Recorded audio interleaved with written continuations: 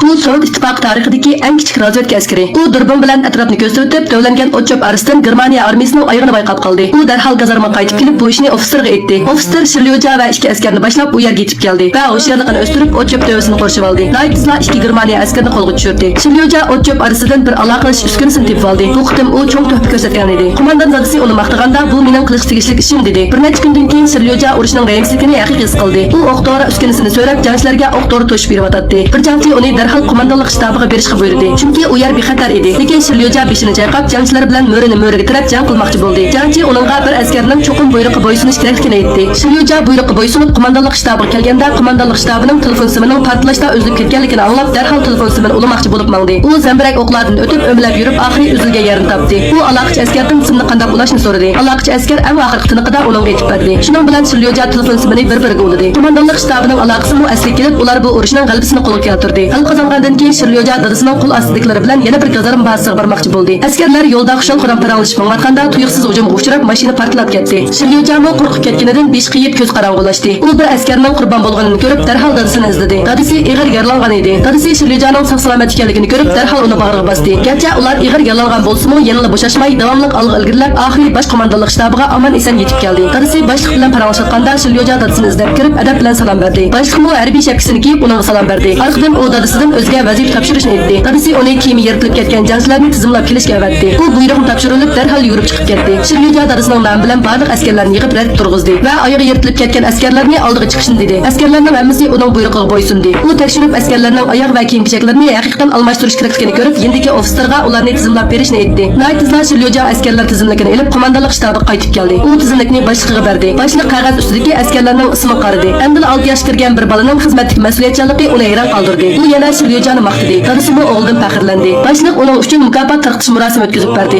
Shirlyoja mazmun qadamlari bilan mukofot olg'ilmadi. Endi 6 yoshga kirgan bu bola haqiqiy bir jangchiga aylandi. Boshliq o'z qo'li bilan uningga medal taqib qo'ydi. Lekin u medalni maydondagi barliq kishilarning qonliq kurashlari badalik kelgan deb qaradi. Kechda u dadasi bilan havoyiga paranglashib mang'atganda tuyuqsiz dushmanning zambarak o'qining hujumiga uchradi. Shirlyoja darhol okopga sakrab o'zini daldiq oldi. Dadasi bo'lsa oldingi sapdagi urush rayoniga yugurib kirdi. Lekin dadasi portlashga uchradi. Shirlyoja darhol dadasini izlab borganda dadasining daraxt ostida qolganligini bayqadi. U daraxtni yutgan dadasini qutulmoqchi bo'ldi. Lekin u har qancha kutsa-mu daraxt yanla medal sidr qilmadi. Jiddiy ahvolda u amalsiz yaqin atrofdagi jangchilarni izlab dadasini qutqizdi. Adsi sestra Lisa uningga dadasining sog'-salomat ekanligini, bir mazgil aram olsa yaxshi bo'lib ketadiganligini aytdi. Shirlyoja kasalxonaga kirib, karvat yotgan dadasini ko'rib, azoblanib yig'lab ketdi. Dadasi uningga erlarning yosh to'ksa bo'lmaydiganligini, bir jangchining cho'qim qaysar bo'lish kerakligini aytdi. Bir necha oydan keyin Sovet ittifoqi g'alaba bilan urushni oxirlashtirdi. Shirlyoja qo'shinga ergashib, cho'ng qahramonga aylandi. Bu haqiqiy voqeadan o'zgartib ishlangan kino bo'lib, 2-dunyo urushi mazgilida 6 yoshli bir bolaning oilasilardan ayrilib qolgandan keyin Sovet armiyasiga qo'shilganlik hikoyasi so'zlangan bo'lib, kino xumar do'stlarimizning bir ko'rib beqishiga arziydi. Ajrimiz uchun yurak besvatgach inkas rayoniga 6 raqamini yo'llab qo'ying. Bu kinoning to'liq Uyg'urcha nusxasini ko'rmoqchi bo'lsangiz, bunday